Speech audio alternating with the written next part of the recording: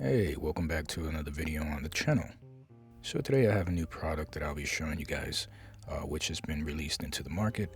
And as you saw from the opening video sequence, that product is the DroneMask 2. The folks at DroneMask Global have been working on this updated version for quite some time now, and they reached out to me and asked if I'd be interested in testing it out, and I of course said yes.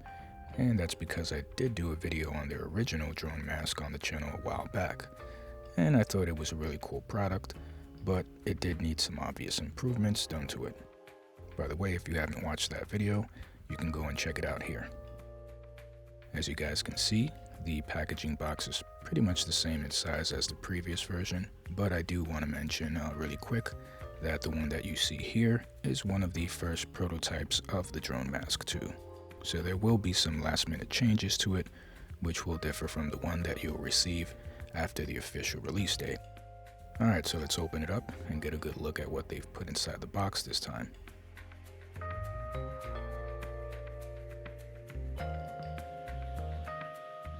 So you get the same travel pouch as before.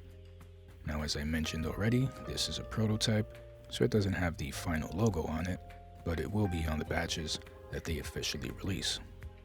Also included in the box is an instructions manual and a greeting card with the words "Tusen Takk," which means thank you in Norwegian.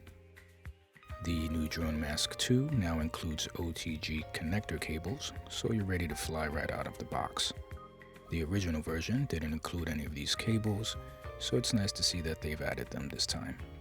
You get one Lightning to USB-C cable, one USB-C to USB-C cable, and you also get a micro USB to USB-C adapter as well. Anyhow, let's get to what's inside of the pouch, which is what we've all been waiting for.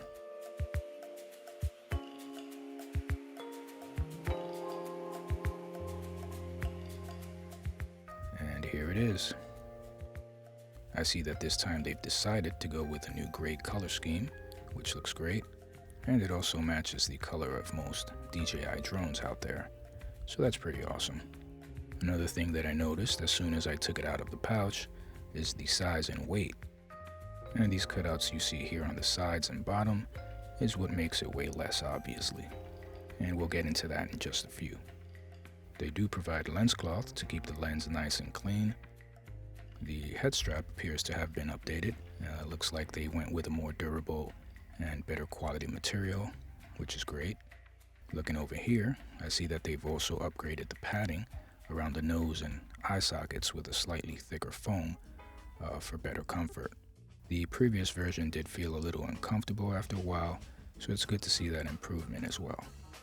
The padding itself has a Velcro strip underneath it, which makes it easy to remove in case you need to replace it for a new one. The frontal compartment, which holds your smartphone, is pretty much the same in looks as the original version. It still works the same way by unzipping it open and then inserting your phone right here where these two clips are to keep it in place. The DroneMask 2, just like the first version, uses a patented unibody lens designed by Immersive Optics using a Japanese-grade acrylic glass, which is also commonly known as plexiglass or acrylite.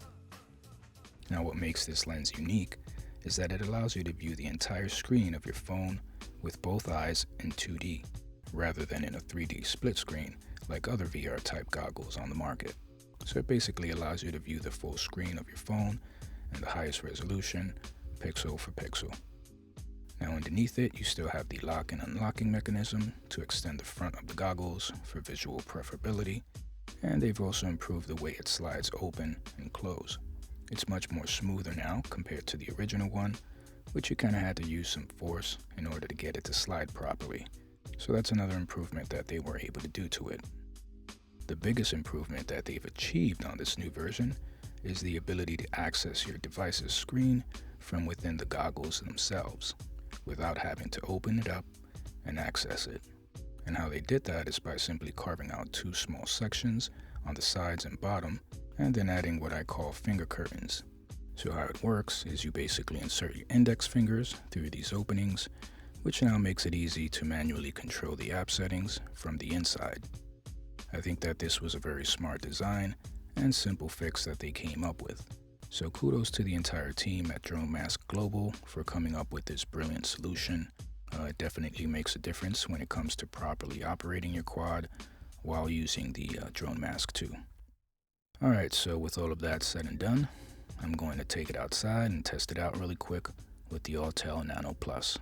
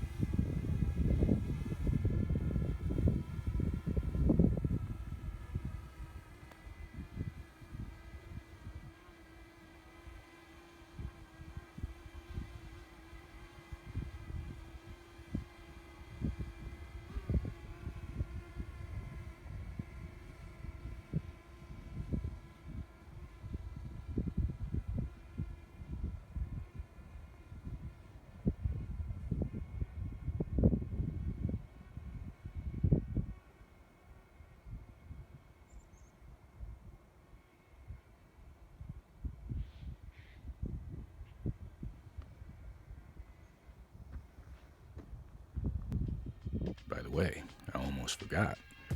I'll be giving away a DroneMask 2 to one loyal subscriber. So if you want a chance to win yourself a brand new DroneMask 2 on the channel, go and check out all of the rules and details that I left in the video description below on how to enter. And please remember that this contest is only available to those who are subscribed to the channel. So if you're not subscribed, make sure you do that before entering the contest. Otherwise, your entry will be invalid.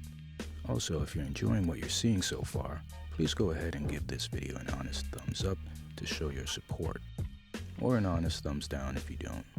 Either way, it's all good. Alright, now back to the video.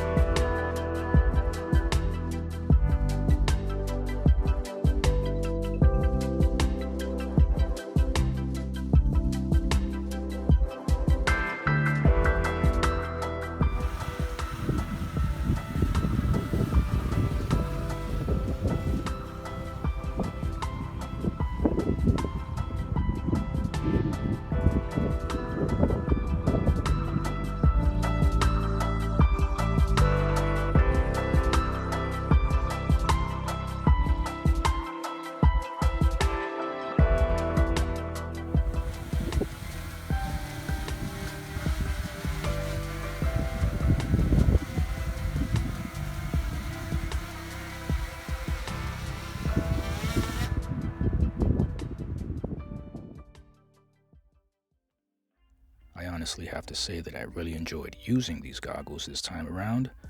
Actually, more now than before. I don't know, I just felt like I got a better flying experience out of it this time over the older version.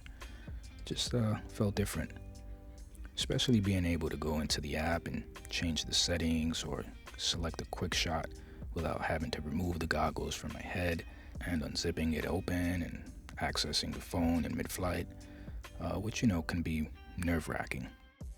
It does fit much better and is more comfortable now, that's for sure, and having the necessary cables already included in the box seals the deal. I really can't find any negatives or downsides to it. I mean, it really did work great for me, and I will definitely, of course, without a doubt, recommend it to all of my friends and family who do own a GPS camera drone and want to experience what it's like to fly from an FPV piloting perspective. So that's 2 thumbs up for me.